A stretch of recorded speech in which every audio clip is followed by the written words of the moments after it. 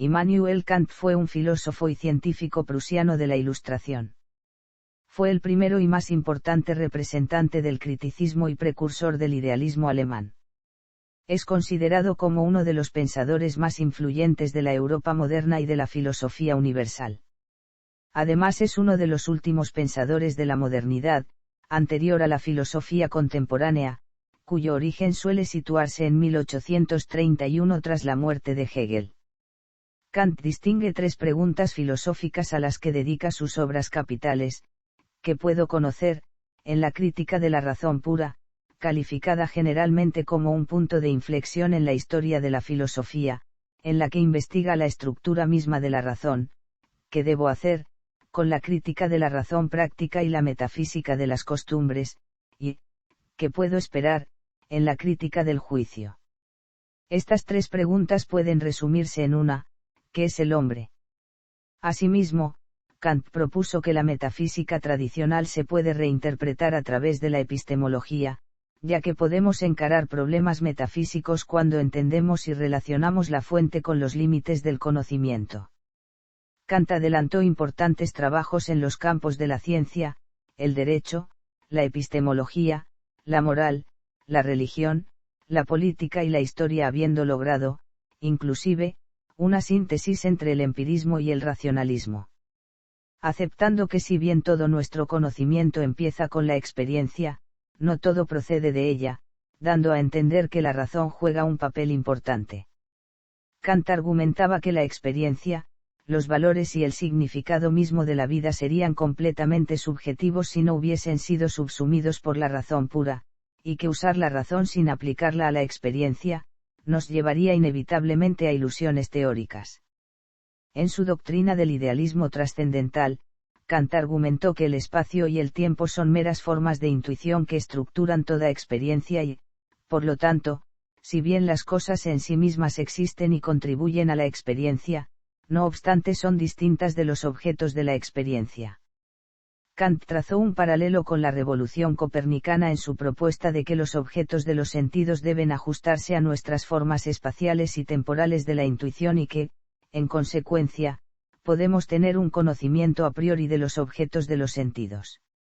Kant sostiene que la razón pura forma ideas que no pueden probar su realidad, pero tienen usos prácticos.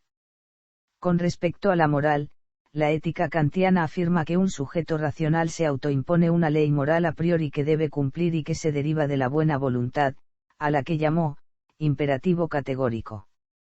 Su política sigue su línea ética con una teoría republicana de carácter liberal en la que el deber del Estado es garantizar las libertades de sus súbditos. Con esto, Kant teorizó que la paz podía asegurarse mediante repúblicas constitucionales y la cooperación internacional a través del desarrollo del comercio, siendo, quizás, la etapa culminante de la historia mundial. Kant también criticó los argumentos de la existencia de Dios, pero reivindicó los valores morales religiosos, reduciendo la religiosidad a la racionalidad y el cristianismo a la ética. Las ideas religiosas de Kant siguen siendo objeto de disputa, oscilando entre deísmo y teísmo. El pensamiento kantiano fue muy influyente en la Alemania de su tiempo, puesto que proyectó la filosofía más allá del debate entre el empirismo y el racionalismo. Fichte, Schelling, Hegel y Schopenhauer se vieron a sí mismos expandiendo y complementando el sistema kantiano de modo que con él justificaban el idealismo alemán. Hoy en día, Kant continúa teniendo una gran influencia en la filosofía analítica y continental. En el ámbito científico, Kant desarrolló pensamientos físicos, geológicos y astronómicos. Formuló correctamente la hipótesis que el sistema solar se formó de una gran nebulosa. Biografía. Immanuel Kant fue bautizado como Emmanuel pero cambió su nombre a Immanuel tras aprender hebreo. Nació en 1724 en Königsberg. Era el cuarto de 9 hermanos, de los cuales solo 5 alcanzaron la adolescencia. Pasó toda su vida dentro o en los alrededores de su ciudad natal, la capital de Prusia Oriental en esa época, sin viajar jamás más allá de 150 kilómetros de Königsberg. Su padre, Johann Georg Kant, era un artesano alemán de Memel, en aquel tiempo la ciudad más al noreste de Prusia. Su madre Anna Regina Reuter, nacida en Nuremberg, era la hija de un fabricante alemán de sillas de montar.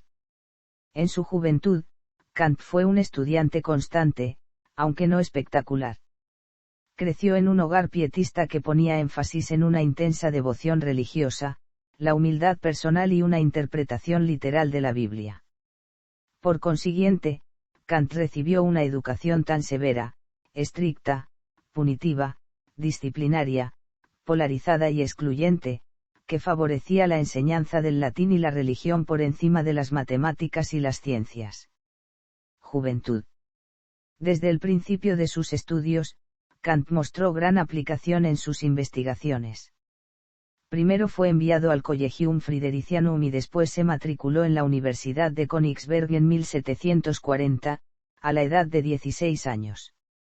Estudió la filosofía de Leibniz y Wolff con el profesor Martin Nutzen, un racionalista que también estaba familiarizado con los desarrollos de la filosofía y la ciencia británica y que introdujo a Kant en la nueva física matemática de Newton. También previno al joven alumno respecto del idealismo, visto negativamente por toda la filosofía del siglo XVIII, incluso después de la creación de la teoría del idealismo trascendental.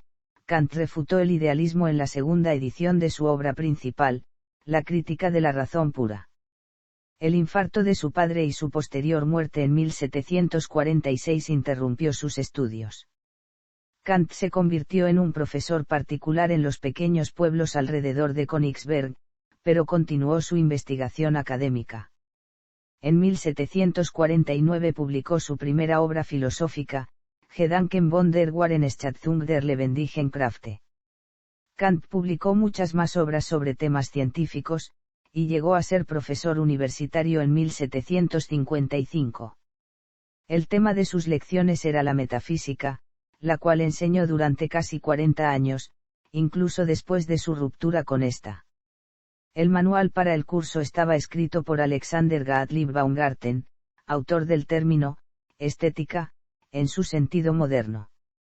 En Allgemeine Naturgeschichte und Theorie des Himmels, Kant diseñó la hipótesis de la nebulosa protosolar, en donde dedujo correctamente que el sistema solar se formó de una gran nube de gas, una nebulosa. De este modo intentaba explicar el orden del sistema solar, anteriormente visto por Newton como impuesto por Dios desde el comienzo. Kant en su libro también dedujo correctamente que la Vía Láctea era un gran disco de estrellas, formada asimismo a partir de una nube giratoria. Además, sugirió la posibilidad de que otras nebulosas podían ser igualmente grandes discos de estrellas distantes, similares a la Vía Láctea, lo que dio origen a la denominación de universos isla para las galaxias, término en uso hasta bien entrado el siglo XX. Desde este momento, Kant se concentró en temas cada vez más filosóficos, aunque continuaría escribiendo sobre las ciencias a lo largo de su vida. En los inicios de los años 1760, Kant concibió una serie de importantes obras de filosofía, Die falsche Spitzfindigkeit der Beharrslogistischen Figuren, una obra sobre lógica, publicada en 1762. Aparecieron dos libros más al año siguiente, Versus, den Begriff der negativen Grossen in der Weltweisheit einzuführen und der einzig mögliche Beweisgrund zu eine Demonstration des Daseinsgags. En 1764, Kant escribió Beobachtungen über das Gefühl des Schonen und der Abenen y quedó segundo tras Moses Mendelssohn en un concurso de la Academia de Berlín con su Untersuchung über die Deutlichkeit der Grundsätze der natürlichen Theologie und Moral. En 1770, a la edad de 45 años, Kant fue nombrado finalmente profesor de lógica y metafísica en la Universidad de Königsberg. Kant escribió su disertación inaugural en defensa de este nombramiento. Esta obra vio la aparición de muchos temas centrales de su obra madura, incluyendo la distinción entre las facultades del pensamiento intelectual y la receptividad sensible. Ignorar esta distinción significaría cometer el error de la subrección y, como dice en el último capítulo de la disertación, la metafísica tan solo progresará evitando dicho error. Silencio y crítica. A la edad de 46 años, Kant era un conocido erudito y un filósofo cada vez más influyente. Se esperaba mucho de él. Como respuesta a una carta de su alumno Marcus Hertz, Kant llegó a reconocer que en la disertación inaugural no había logrado dar cuenta de la relación y conexión entre nuestras facultades intelectuales y sensibles. También reconoció que David Hume lo despertó del sueño dogmático. Kant no publicó ningún trabajo de filosofía en los 11 años siguientes. En la introducción a su crítica de la razón pura da cuenta, con su metáfora de la paloma, de que lo más importante era fundamentar sólidamente una nueva filosofía limitando la imaginación de sus alcances al genuino alcance de la razón. Kant dedicó su década silenciosa a trabajar en una solución para los problemas planteados. Aunque amante de la compañía y la conversación, Kant se aisló, pese a los intentos de sus amigos de sacarlo de su aislamiento. En 1778, en respuesta a una de esas peticiones de un antiguo alumno, Kant escribió. Cuando Kant salió de su silencio en 1781, el resultado fue la crítica de la razón pura. Aunque hoy sea reconocida unánimemente como una de las más importantes obras en la historia de la filosofía, fue ignorada en el momento de su publicación inicial. El libro era largo, más de 800 páginas en la edición original en alemán, y escrito en un estilo seco y académico. Fue objeto de pocas reseñas, las cuales, además, no concedían importancia a la obra. Su densidad hacía de ella un hueso duro de roer, oscurecida por toda esta pesada telaraña, según la describió Johann Gottfried Herder en una carta a Johann Georg Hamann. Esto contrasta intensamente con el elogio que Kant había recibido por obras anteriores, como la citada Memoria de 1764 y otros opúsculos que precedieron a la primera crítica. Estos tratados bien recibidos y legibles incluyen uno sobre el terremoto de Lisboa, que fue tan popular que se vendía por páginas. Antes de su giro hacia la crítica, sus libros se vendían bien, y para cuando publicó Observaciones sobre el sentimiento de lo bello y lo sublime en 1764, se había convertido en un autor popular de cierto renombre. Kant se decepcionó con la recepción de la primera crítica. Reconociendo la necesidad de clarificar el tratado original, Kant escribió los prolegómenos a toda metafísica futura en 1783, como un resumen de sus principales puntos de vista. También animó a su amigo Johann Schultz, a publicar un breve comentario sobre la crítica de la razón pura. La reputación de Kant aumentó gradualmente durante la década de 1780, gracias a una serie de obras importantes, el ensayo Respuesta a la pregunta, ¿qué es ilustración?, de 1784, la fundamentación de la metafísica de las costumbres, de 1785, y Principios metafísicos de la ciencia natural, de 1786. Pero el reconocimiento final de Kant llegó desde una fuente inesperada. En 1786, Karl Leonhard Reinhold comenzó a publicar una serie de cartas públicas sobre la filosofía kantiana. En estas cartas, Reinhold enmarcaba la filosofía de Kant como una respuesta a la principal controversia intelectual de la época, la disputa sobre el panteísmo. Friedrich Heinrich Jacobi había acusado al recientemente fallecido Gotthold Ephraim Lessing de espinozismo. Esa acusación, equivalente a la de ateísmo, fue desmentida rotundamente por Moses Mendelssohn, amigo de Lessing, y surgió una amarga disputa pública entre ellos. La controversia gradualmente escaló hasta convertirse en un debate general sobre los valores de la ilustración y de la razón en sí misma. Reinhold mantenía en sus cartas que la crítica de la razón pura de Kant podía resolver esta disputa defendiendo la autoridad y los límites de la razón. Las cartas de Reinhold fueron ampliamente leídas e hicieron a Kant el filósofo más famoso de su época. Últimas obras de Kant. Kant publicó una segunda edición de la Crítica de la Razón Pura en 1787, revisando en profundidad las primeras partes del libro. La mayoría de sus posteriores obras se centraron en otras áreas de la filosofía. Continuó desarrollando su filosofía moral, especialmente en la Crítica de la Razón Práctica de 1788 y la Metafísica de las Costumbres de 1797. La crítica del juicio de 1790 aplicaba el sistema kantiano a la estética y la teleología. También escribió varios ensayos algo populares sobre historia, religión, política y otros temas. Estas obras fueron bien recibidas por los contemporáneos de Kant y confirmaron su posición preeminente en la filosofía del siglo XVIII.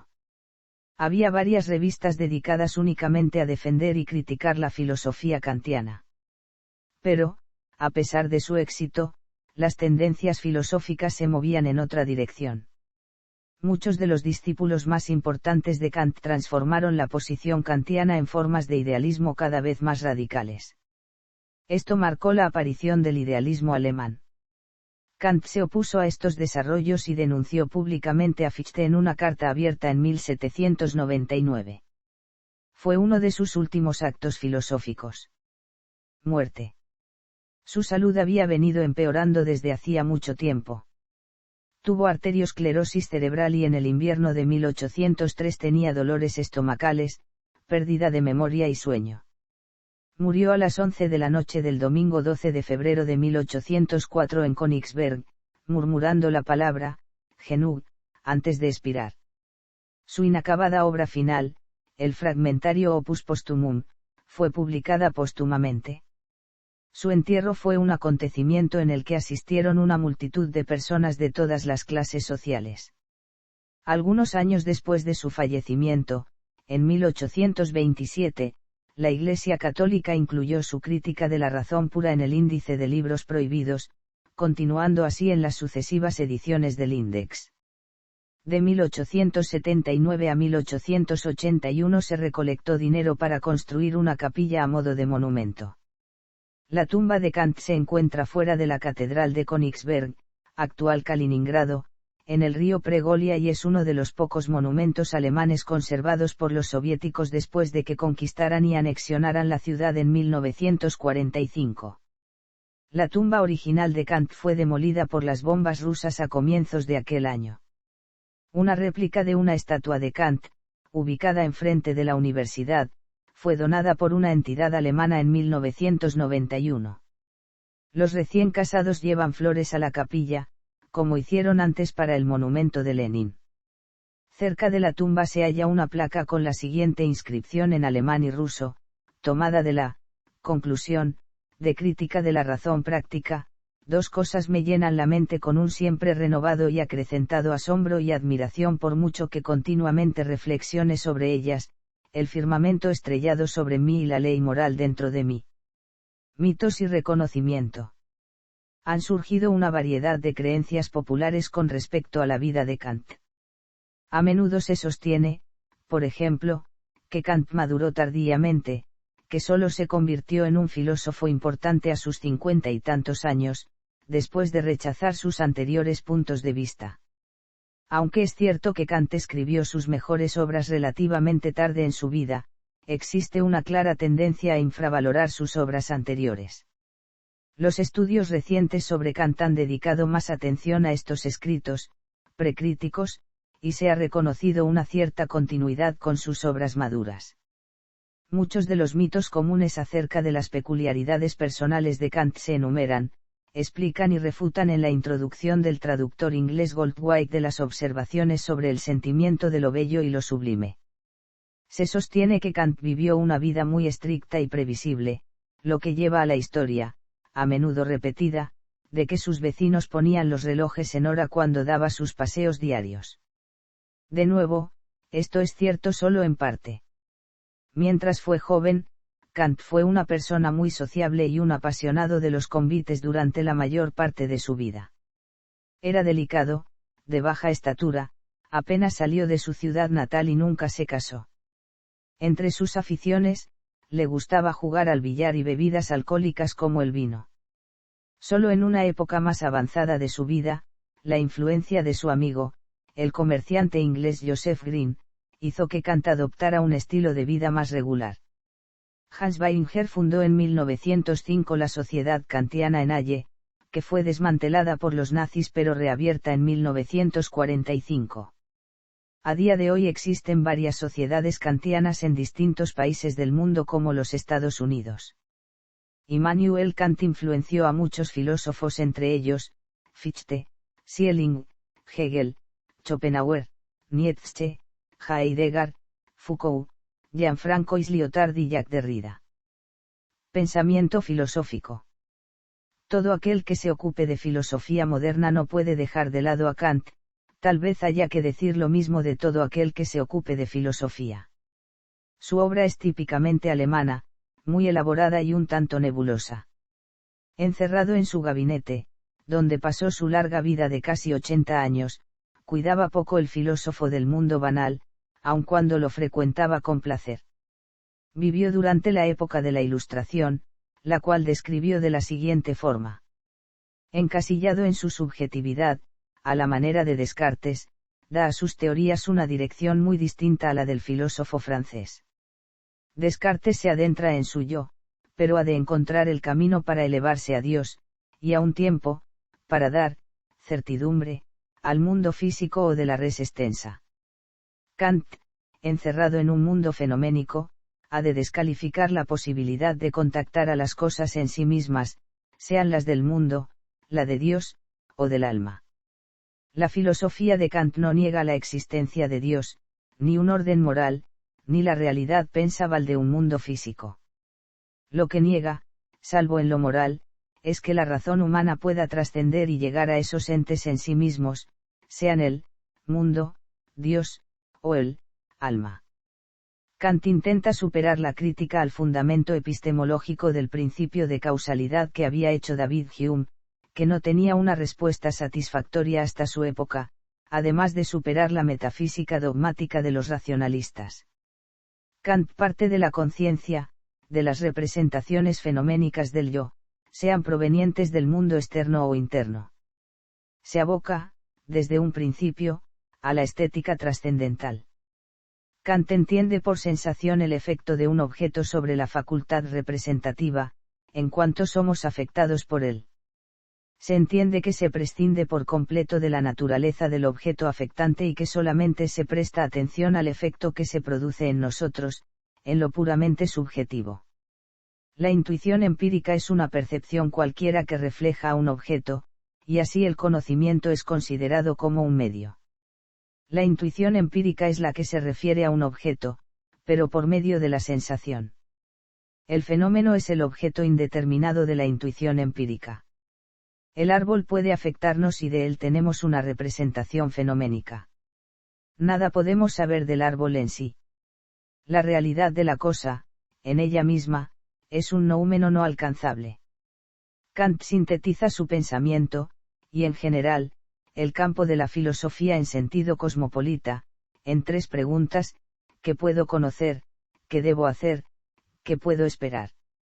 A la primera interrogante, da su respuesta en el análisis de la crítica de la razón pura en torno de las posibilidades y límites del conocimiento humano. A la segunda, trata de dar respuesta a la moral en la crítica de la razón práctica. A la tercera trata de responder la religión en la crítica del juicio. Estas 3 preguntas pueden resumirse en una sola: ¿qué es el hombre? Kant concluye su estudio epistemológico haciendo especial hincapié en la importancia del deber, que es donde reside la virtud de toda acción.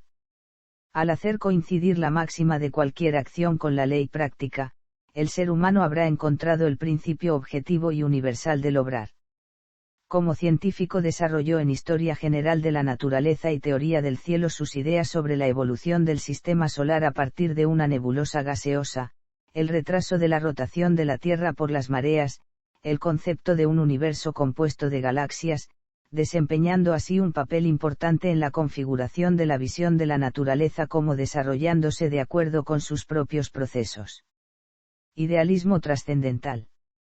En la crítica de la razón pura, asumiendo los resultados del empirismo, afirma el valor primordial que se le da a la experiencia, en tanto ésta permite presentar y conocer a los objetos desde la percepción sensible o intuición.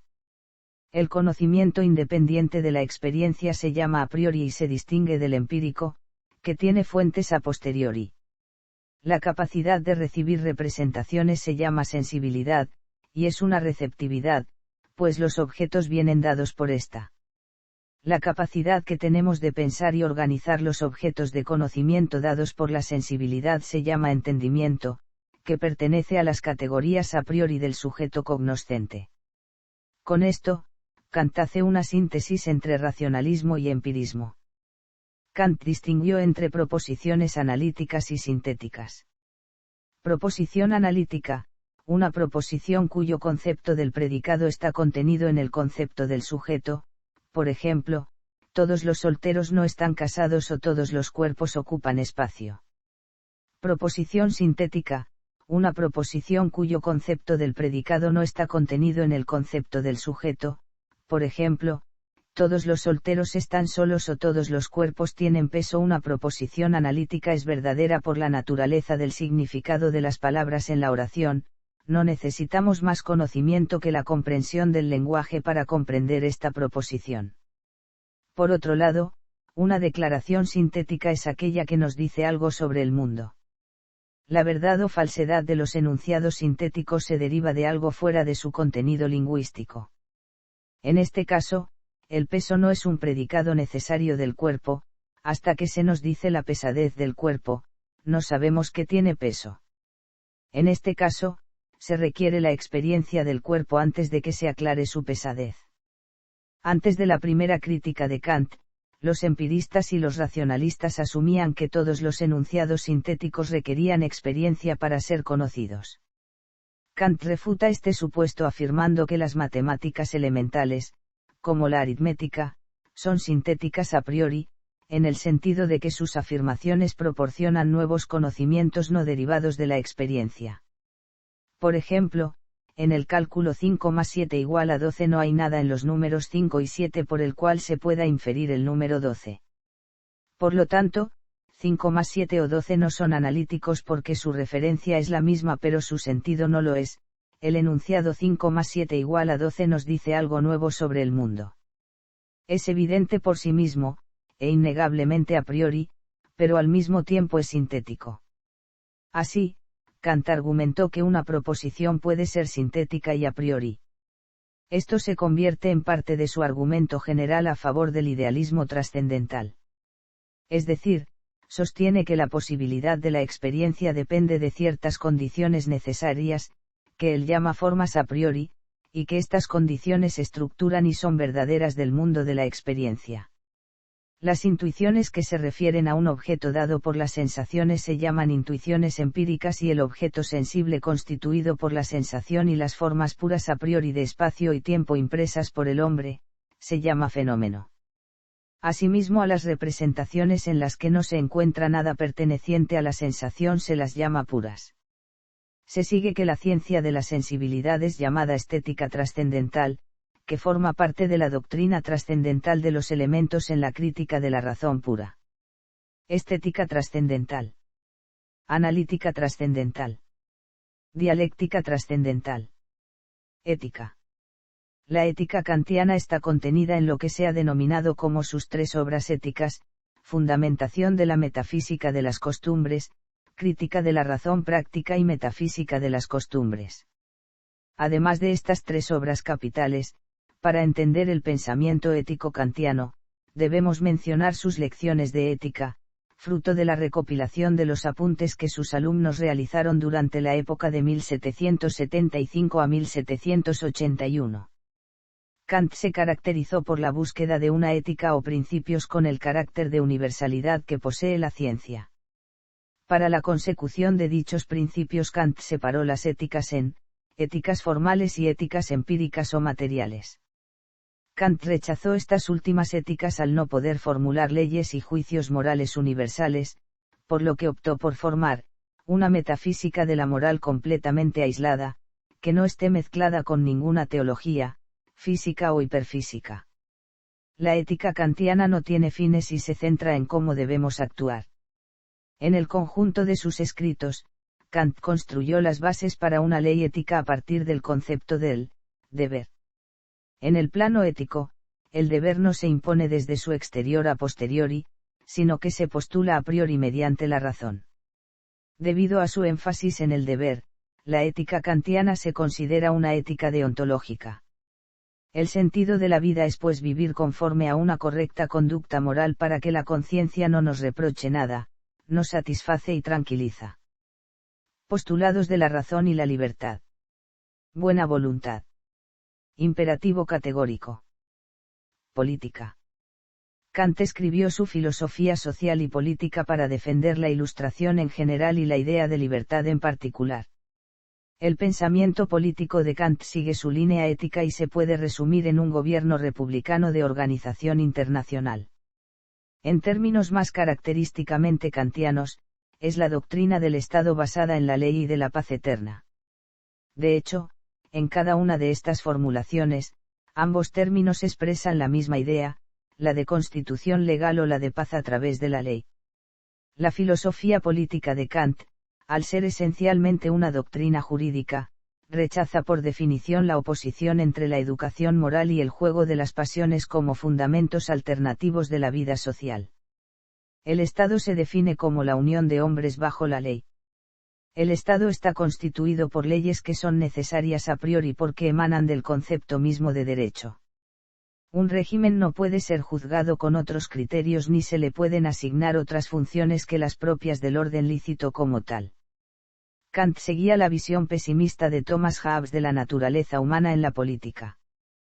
Por ello, Kant describe que la organización adecuada del Estado debe ser tal que un pueblo de seres racionales, aun siendo moralmente malos, quedan obligados a ser un buen ciudadanos. Estado y voluntad del pueblo. Estado y felicidad. Paz perpetua. Filosofía de la historia. Los escritos de Kant sobre filosofía de la historia forman tan solo una parte menor de su amplia producción. Sin embargo, su impacto será importante, especialmente por su influencia sobre las filosofías de la historia de pensadores posteriores de gran importancia como Marx y Hegel. El aporte decisivo de Kant a la filosofía de la historia es su idea para una historia universal en clave cosmopolita de 1784. La concepción histórica de Kant está inspirada por la idea aristotélica de la physis, es decir, por la concepción de una naturaleza de las cosas, una esencia que se despliega y que contiene en sí tanto la necesidad como las leyes básicas del desarrollo. Se trata de la idea de una potencialidad que a través de su propio proceso natural de desarrollo llega a hacerse realidad o actualidad. De esta manera se alcanza la entelequia o fin del desarrollo.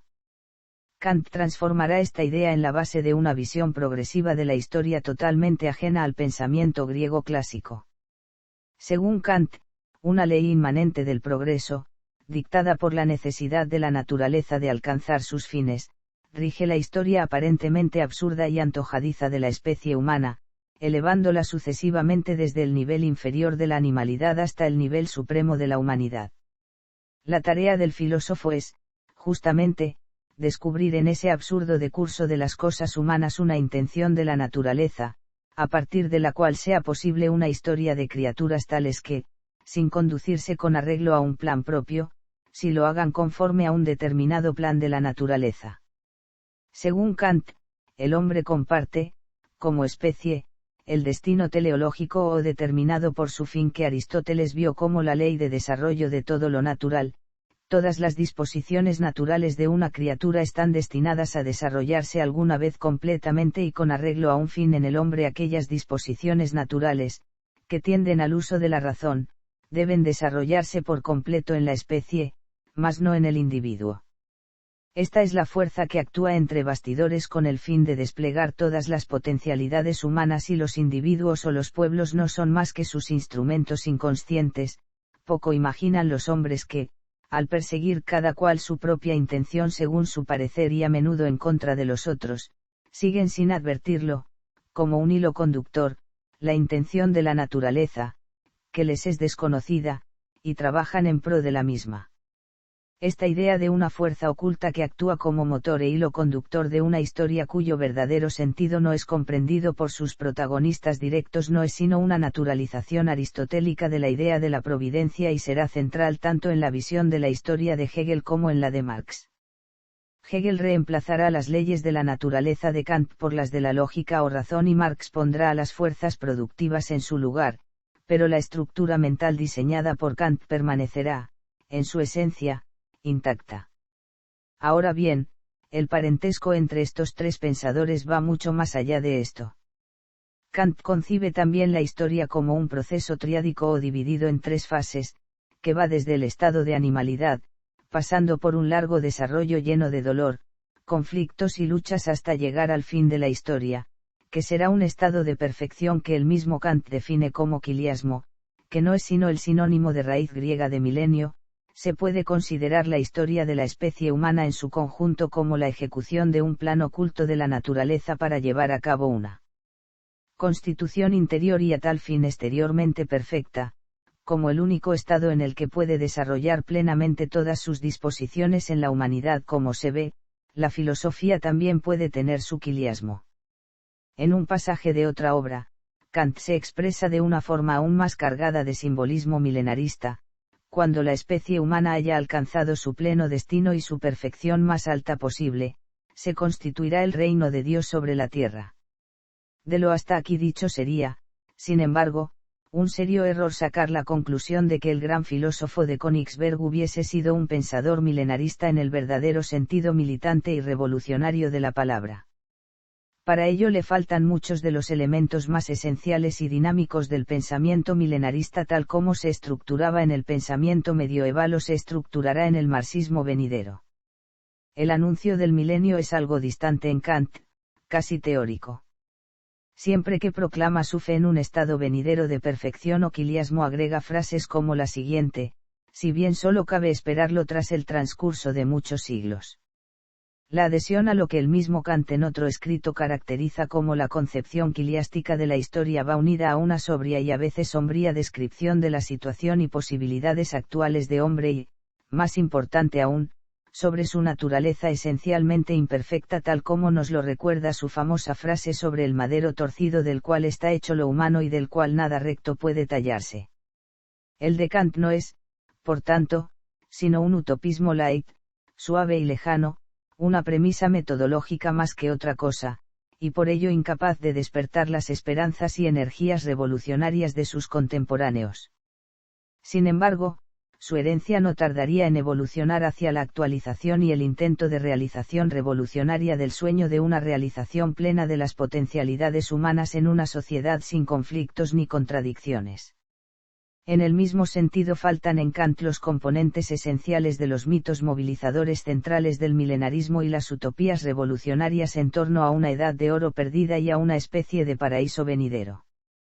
A la famosa Edad de Oro le dedica todo un ensayo en 1786 titulado Probable inicio de la historia humana, calificándola allí de un espectro que solo sirve para alentar el vano anhelo de su restauración.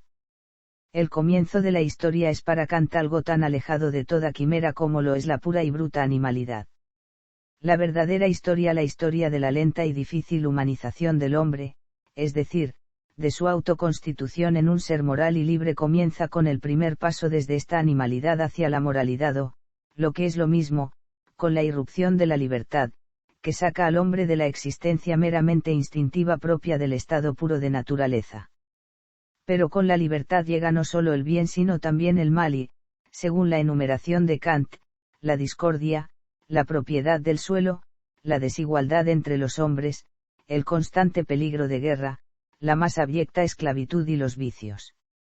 Tan desolador es este panorama que Kant, en el mismo ensayo, debe hacer grandes esfuerzos para combatir aquel descontento con la providencia y la desesperanza a que toda esta evidencia puede llevar.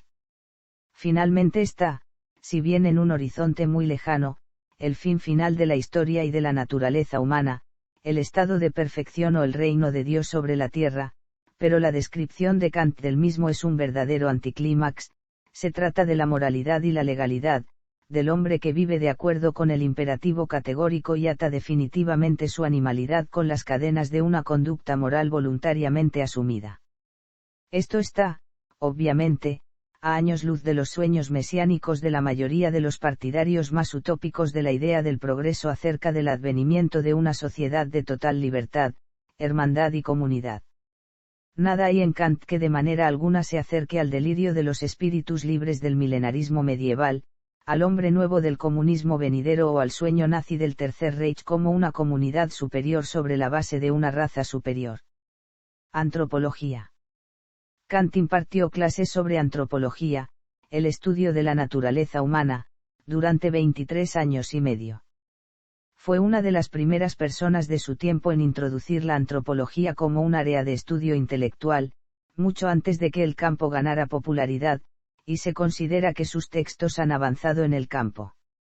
Su punto de vista fue influyente en las obras de filósofos posteriores como Martin Heidegger y Paul Ricoeur. Su obra Antropología en sentido pragmático se publicó en 1798. Kant también fue el primero en sugerir el uso de un enfoque de dimensionalidad para la diversidad humana. Analizó la naturaleza de los 4 temperamentos de Hipócrates, Galeno, y los trazó en 2 dimensiones: activación, o aspecto energético del comportamiento, y orientación sobre la emocionalidad. Los coléricos fueron descritos como emocionales y enérgicos, los flemáticos como equilibrados y débiles, los sanguíneos como equilibrados y enérgicos, y los melancólicos como emocionales y débiles. Estas 2 dimensiones reaparecieron en todos los modelos posteriores de temperamento y rasgos de personalidad. Kant consideró la antropología en 2 categorías amplias: el enfoque fisiológico, al que se refirió como lo que la naturaleza hace del ser humano, y el enfoque pragmático, que exploró las cosas que un ser humano puede y debe hacer de sí mismo. Racismo científico. Estética. Kant analiza la naturaleza subjetiva de las cualidades y experiencias estéticas en observaciones sobre el sentimiento de lo bello y lo sublime. La contribución de Kant a la teoría estética se desarrolla en la crítica del juicio, donde investiga la posibilidad y el estatus lógico de los juicios de gusto. En la crítica del juicio estético, la primera división importante de la crítica del juicio, Kant usó el término estético de una manera que, según el estudioso W. H. Walsh, difiere de su sentido moderno. En la crítica de la razón pura, para notar diferencias esenciales entre juicios de gusto, juicios morales y juicios científicos, Kant abandonó el término estético como designación de la crítica del gusto, señalando que los juicios de gusto nunca podrían ser dirigidos por leyes a priori. Después de A. G. Baumgarten, quien escribió A Estética, Kant fue uno de los primeros filósofos en desarrollar e integrar la teoría estética en un sistema filosófico unificado y completo, utilizando ideas que jugaron un papel integral en toda su filosofía. En el capítulo Analítica de lo bello de la crítica del juicio, Kant afirma que la belleza no es una propiedad de una obra de arte o de un fenómeno natural, sino que es la conciencia del placer que acompaña al juego libre de la imaginación y la comprensión. Aunque parezca que estamos usando la razón para decidir qué es bello, el juicio no es un juicio cognitivo, y, en consecuencia, no es lógico, sino estético. Un juicio puro de gusto es subjetivo, ya que se refiere a la respuesta emocional del sujeto y no se basa más que en la estima por un objeto en sí, es un placer desinteresado, y sentimos que los juicios puros de gusto, reclamar validez universal. Es importante señalar que esta validez universal no se deriva de un concepto determinado de belleza, sino del sentido común. Kant también creía que un juicio de gusto comparte características comprometidas con un juicio moral, ambos son desinteresados y los consideramos universales. En el capítulo Analítica de lo sublime, Kant identifica a lo sublime como cualidad estética que, como la belleza, es subjetiva, pero a diferencia de la belleza se refiere a una relación indeterminada entre las facultades de la imaginación y de la razón, y comparte el carácter de los juicios morales en el uso de la razón. El sentimiento de lo sublime, dividido en 2 modos distintos, describe 2 momentos subjetivos que se refieren a la relación de la facultad de la imaginación con la razón. Algunos comentaristas argumentan que la filosofía crítica de Kant contiene un tercer tipo de lo sublime moral, que es la respuesta estética a la ley moral o una representación, y un desarrollo de lo sublime noble en la teoría de Kant de 1764. Lo sublime matemático resulta del fracaso de la imaginación para comprender los objetos naturales que parecen ilimitados y sin forma, o que parecen absolutamente grandiosos. Este fracaso imaginativo se recupera luego a través del placer de la afirmación de la razón del concepto de infinito. En este movimiento, la facultad de la razón se muestra superior a nuestro ser sensible falible. En lo sublime dinámico existe la sensación de aniquilación del yo sensible cuando la imaginación trata de comprender un vasto poder. Este poder de la naturaleza nos amenaza, pero a través de la resistencia de la razón a una aniquilación tan sensible, el sujeto siente un placer y un sentido de la vocación moral humana. Esta apreciación del sentimiento moral a través de la exposición a lo sublime ayuda a desarrollar el carácter moral. La noche es sublime, el día es bello. En la calma de la noche estival, cuando la luz temblorosa de las estrellas atraviesa las sombras pardas y la luna solitaria se halla en el horizonte, las naturalezas que posean un sentimiento de lo sublime serán poco a poco arrastradas a sensaciones de amistad, de desprecio del mundo y de eternidad. El brillante día infunde una activa diligencia y un sentimiento de alegría. Lo sublime, conmueve, lo bello, encanta. La expresión del hombre, dominado por el sentimiento de lo sublime, es seria, a veces fija y asombrada. Lo sublime presenta a su vez diferentes caracteres. A veces le acompaña cierto terror o también melancolía, en algunos casos meramente un asombro tranquilo, y en otros un sentimiento de belleza extendida sobre una disposición general sublime. A lo primero denomino lo sublime terrorífico, a lo segundo lo noble, y a lo último lo magnífico. Una soledad profunda es sublime, pero de naturaleza terrorífica. Kant desarrolló una distinción entre un objeto de arte como valor material sujeto a las convenciones de la sociedad y la condición trascendental del juicio del gusto como valor refinado en su idea para una historia universal en clave cosmopolita.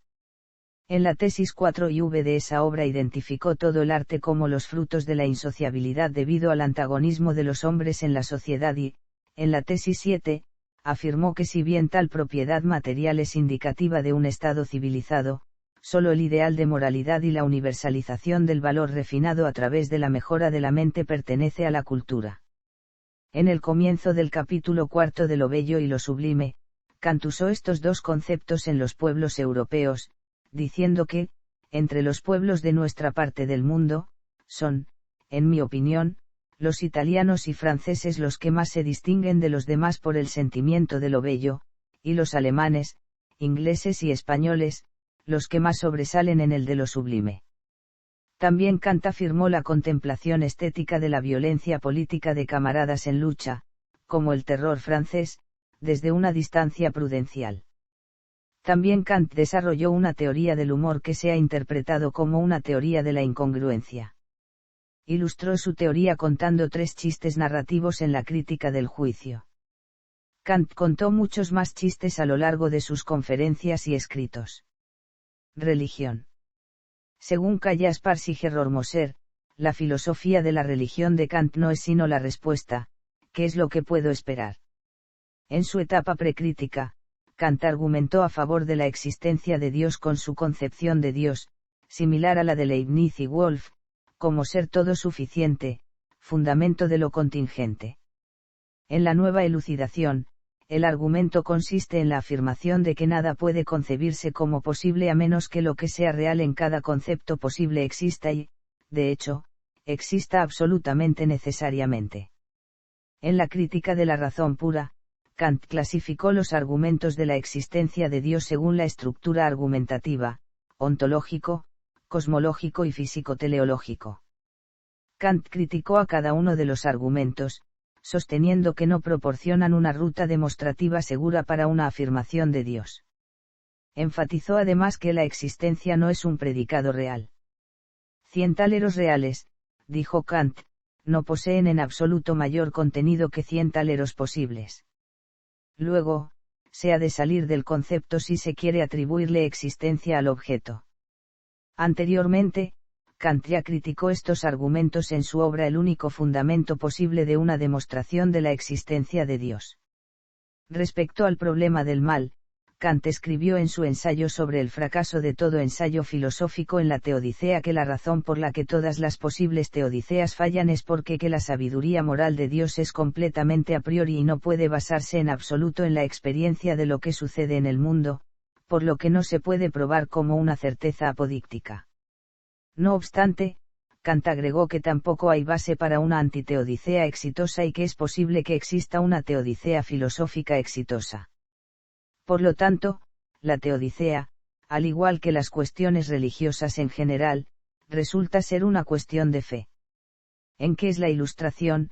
Kant expresó que todavía falta mucho para que los hombres, tal como están las cosas, considerados en su conjunto, puedan ser capaces o estén en situación de servirse bien y con seguridad de su propio entendimiento sin la guía de otro en materia de religión.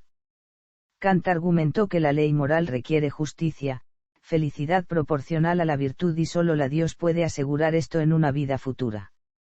También en su obra La religión dentro de los límites de la razón pura, Kant realiza una aguda crítica del fenómeno religioso reivindicando su importancia en la moral, reduciendo lo religioso a la razón pura, la religión a la moral. También sostuvo que el servicio no moral a Dios todavía puede cumplir una función útil, siempre que lo interpretemos indirectamente, como un medio. Esta obra fue controvertida y el emperador le ordenó a Kant en abstenerse de tratar temas religiosos. Kant también diferenció el deísmo y el teísmo con su distinción entre teología trascendental y teología natural. Los críticos han puesto en evidencia la relación entre la concepción religiosa de Kant y el deísmo, mientras que otros autores han demostrado que la religión moral de Kant se mueve desde el deísmo al teísmo. Kant no era ateo, sino que afirmó que no es posible tener un conocimiento científico de Dios, pero sí uno que denomina como fe racional. En su obra póstuma ¿Cuáles son los progresos reales que la metafísica ha realizado en Alemania desde los tiempos de Leibniz y Wolff?, Kant analiza su doctrina teológica en 3 dogmas de fe que pueden apoyarse racionalmente: Dios es causa de todo bien en el mundo, la armonía del plan de Dios, y la inmortalidad humana. Kant distinguía el pensamiento religioso de las tradiciones religiosas modernas, que se preocupaba por la naturaleza de Dios, del pensamiento religioso deformado de las supersticiones primitivas. Ambos enfoques equivalen esencialmente a realizar magia, en la medida en que ambos intentan controlar lo que sucede en el mundo de una manera que se encuentra más allá de los límites de los poderes humanos. No obstante, Kant llamó a la religión primitiva con el término fetiche, acuñado por Charles de Brassas, que describe la forma en la que los humanos se proyecta a sí mismo en el mundo de los objetos hechos por el hombre. Kant también comparó el catolicismo con el fetichismo de las religiones primitivas. Sostuvo que la razón teórica debe mantener una distancia respetuosa de las afirmaciones acerca de milagros. Varios filósofos han utilizado argumentos trascendentales en el que se parte de una conclusión que ya aceptada y se infiere las premisas en que se funda la conclusión para demostrar la existencia de Dios. Legado. Durante su propia vida, se prestó mucha atención crítica a su pensamiento. Kant influyó en Reinhold, Fichte, Schelling, Hegel y Novalis durante las décadas de 1780 y 1790. La escuela de pensamiento conocida como idealismo alemán se desarrolló a partir de sus escritos. Los idealistas alemanes Fichte y Schelling, por ejemplo, trataron de llevar nociones tradicionales cargadas metafísicamente como lo absoluto, Dios y ser al alcance del pensamiento crítico de Kant. Al hacerlo, los idealistas alemanes intentaron revertir la opinión de Kant de que no podemos saber lo que no podemos observar. Arthur Schopenhauer estuvo también fuertemente influenciado por el idealismo trascendental de Kant. Los tratados éticos también influyeron en pensadores contemporáneos como Jürgen Habermas, Karl Popper, John Rawls, Jacques Lacan y Thomas Nagel. La influencia de Kant también se ha extendido a las ciencias sociales como en la sociología de Max Weber, la psicología de Jean Piaget y Carl Gustav Jung, y la lingüística de Noam Chomsky. Michel Foucault también estuvo muy influenciado por la noción de crítica kantiana y escribió varios artículos sobre Kant para repensar la ilustración como una forma de pensamiento crítico. Los breves comentarios de Kant sobre las matemáticas influyeron en la escuela matemática conocida como intuicionismo, un movimiento en la filosofía de las matemáticas opuesto al formalismo de Hilbert, y al logicismo de Frege y Bertrand Russell. En los últimos años, se ha renovado el interés por la teoría de la mente de Kant desde el punto de vista de la lógica formal y la informática. Especialmente digno de mención es el trabajo del investigador de inteligencia artificial Richard Evans sobre la formalización de la teoría de la cognición de Kant en la subsidiaria de inteligencia artificial de Google, de Epmind. Críticas. Lógicos como Gottlob Frege, Kurt Gödel, Willard Van Ormankine y Saul Kripke rechazaron todas las premisas de la lógica de Kant como fundamentadas en la metafísica. William y Martha Neal también han señalado que fue Kant con su trascendentalismo quien inició la curiosa mezcla de metafísica y epistemología que fue presentada como lógica por Hegel y los otros filósofos del siglo XIX.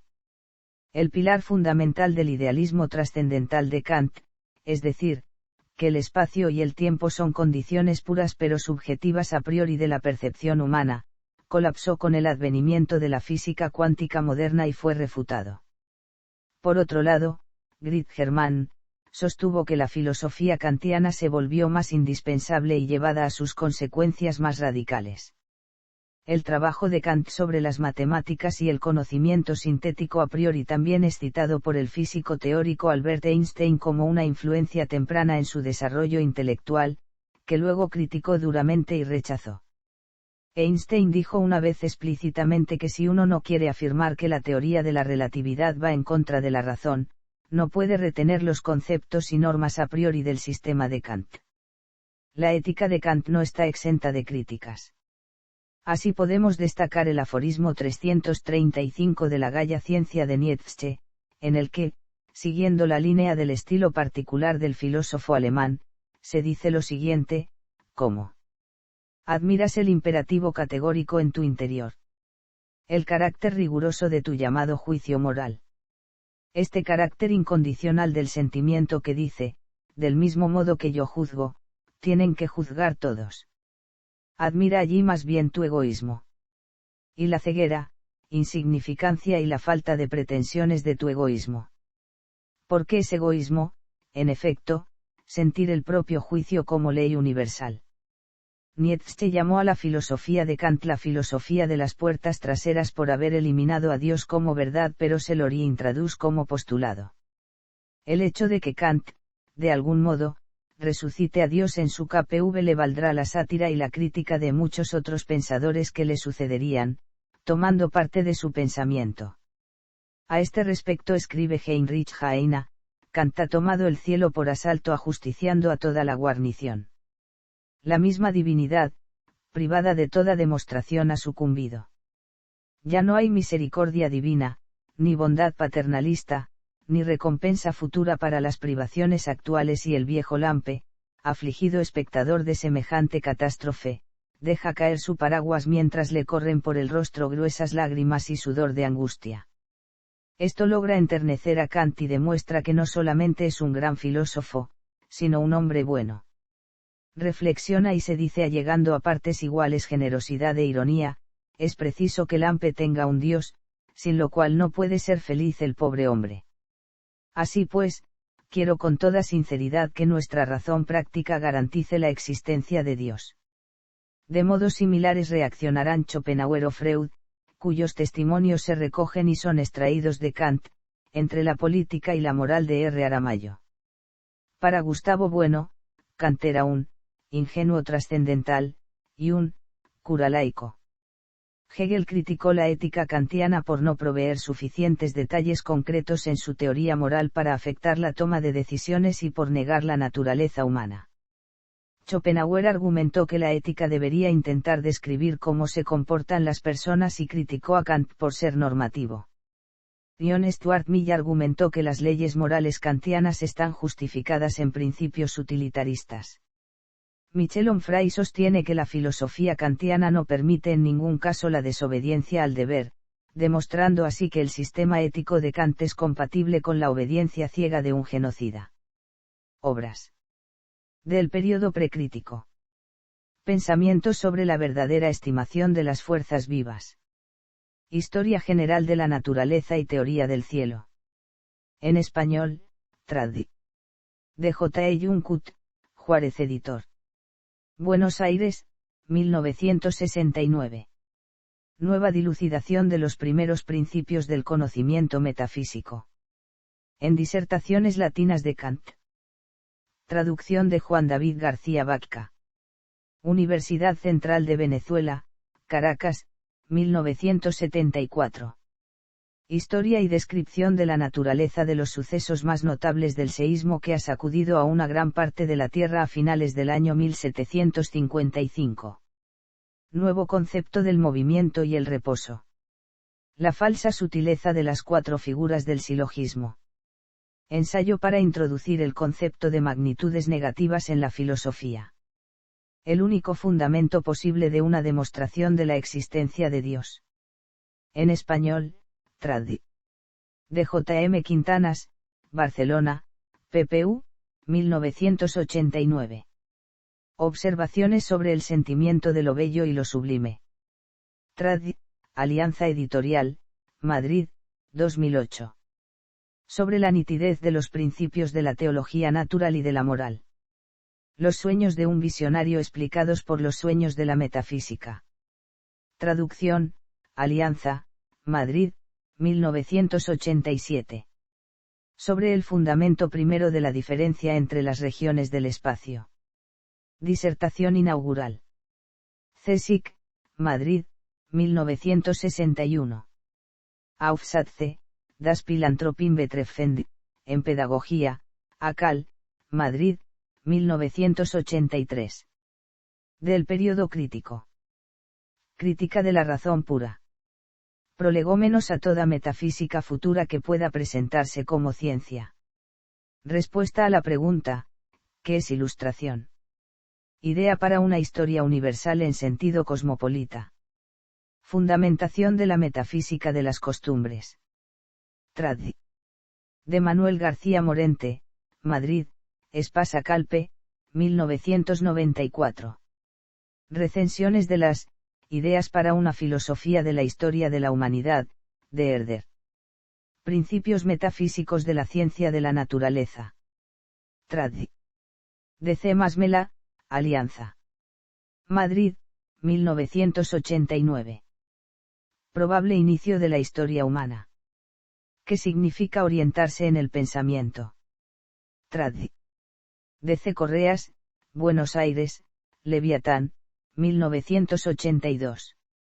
Segunda edición de la Crítica de la Razón Pura, con numerosas modificaciones.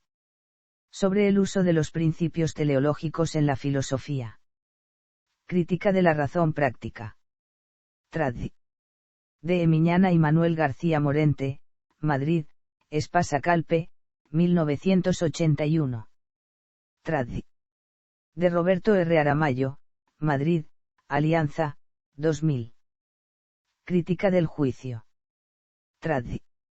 De Manuel García Morente, Madrid, Espasa Calpe, 1999. Primera introducción a la crítica del juicio. Traducciones, University. De Buenos Aires, 1948, Buenos Aires, Juárez, 1969, Madrid, Balsa de la Medusa Visor Distribute, 1987. Sobre un descubrimiento según el cual toda nueva crítica de la razón pura resulta superflua frente a otra anterior. Trad.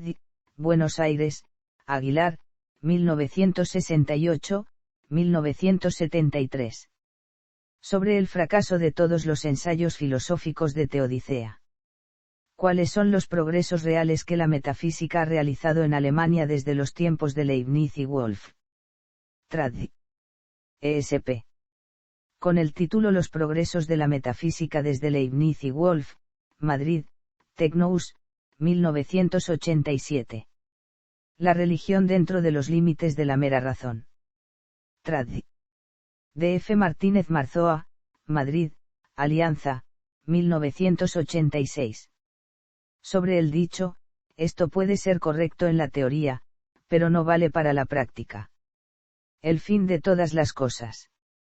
La paz perpetua. Metafísica de las costumbres. Trad. ESP. La metafísica de las costumbres. Madrid, Tecnous, 1989, 1994, ISBN 8430916865. Traducción parcial, Principios metafísicos de la doctrina del derecho. México, Universidad Nacional Autónoma de México, Colección Nuestros Clásicos. 1977. Revisión de la pregunta, si el género humano progresa continuamente hacia lo mejor. El conflicto de las facultades. Trad. ESP. Dr. Aramayo, Madrid, Trotta, 1999. El poder de las facultades afectivas. Antropología en sentido pragmático. Trad. De José Gauss. Revista de Occidente, Madrid, 1935, Rid. Madrid, Alianza, 1991. Lógica. Trad. Madrid, Acal, 2000. Geografía física. Pedagogía. Trad. D. L. Luzuriaga y J. L. Pascual, Madrid, Acal, 1983. Transición desde los primeros fundamentos metafísicos de la ciencia natural a la física. Obra fragmentaria inconclusa que forma parte del Opus Posthumum. Opus Posthumum. Trad. Barcelona, Antropos, 1991, edic. D. F. Duque. Antropología práctica. Editorial Tecnous, Madrid, 1990. Lecciones de antropología. Fragmentos de Estética y Antropología 1772 a 1789. Edición crítica y traducción de Manuel Sánchez Rodríguez. Granada, Comares, 2015. Una amplia selección de fragmentos a partir de las lecciones y reflexiones de Kant, especialmente las de antropología. Colecciones y otras ediciones. Filosofía de la Historia. Fondo de Cultura Económica, México, 1941. 14ª reimpresión en 2012. Incluye, ¿qué es ilustración? Idea de una historia en sentido cosmopolita, comienzo presunto de la historia, el fin de todas las cosas, si el género humano se halla en progreso constante. Ideas para una historia universal en clave cosmopolita y otros escritos sobre filosofía de la historia. Madrid, Tecnous, 1987. Incluye ideas para una historia universal en clave cosmopolita, recensiones sobre la obra de Herder, ideas para una filosofía de la historia de la humanidad, probable inicio de la historia humana, replanteamiento sobre la cuestión de si el género humano se halla en continuo progreso hacia lo mejor. Opúsculos de filosofía natural. Madrid, Alianza, 1992, edic. De Atilano Domínguez. Incluye, breve bosquejo de unas meditaciones sobre el fuego, uso de la metafísica unida con la geometría en la filosofía natural, cuyo primer bosquejo contiene la monadología física, nueva doctrina del movimiento y del reposo y de las consecuencias con ello ligadas en los primeros principios de la ciencia de la naturaleza, ensayo para introducir las magnitudes negativas en la filosofía, sobre el primer fundamento de la distinción de las regiones dentro del espacio. Obra selecta. Madrid, Editorial Gredos, Biblioteca de Grandes Pensadores, volumen I. Incluye, Crítica de la razón pura, prolegómenos a toda metafísica futura y relato de la vida y el carácter de Immanuel Kant, por Ludwig Ernst Borowski. 2010, ISBN 9788424904272. Volumen 2. Incluye, contestación a la pregunta, ¿qué es la ilustración? Idea para una historia universal en clave cosmopolita, fundamentación para una metafísica de las costumbres, probable inicio de la historia humana, crítica de la razón práctica, crítica del juicio, en torno al tópico, eso vale para la teoría pero no sirve de nada en la práctica, sobre un presunto derecho de mentir por filantropía, el fin de todas las cosas, hacia la paz perpetua y el conflicto de las facultades. 2010, ISBN 9788424908805. Eponimia. El cráter lunar Kant lleva este nombre en su memoria. El asteroide Kant también conmemora su nombre.